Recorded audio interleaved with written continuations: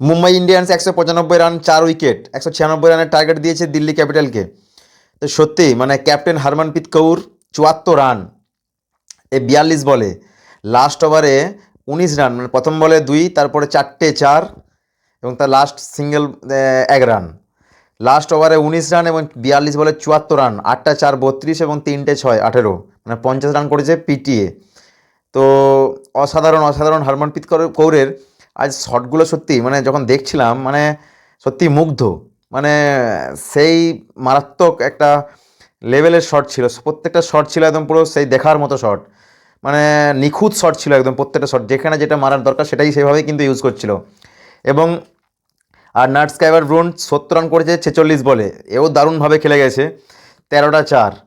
এবং Nikola carry 21 run করেছে 12 বলে 4টে 4। এবং দিল্লি ক্যাপিটালসে উইকেট পেয়েছে নন্দিনী শর্মা, 3 ওভার বল করে 26 রান 2 উইকেট। এবার চিনালি হেনরি 3 ওভার বল করে 32 রান দিয়ে 1টা উইকেট।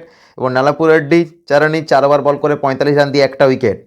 দিল্লি ক্যাপিটালসেও খুব ভালো ভালো ব্যাটসম্যান আছে, কোনো মানে শেফালি বর্মা আছে, জেমিমা রড্রিক্স আছে, তো অনেকেই আছে। তো দেখা যাক 196 রানের টার্গেট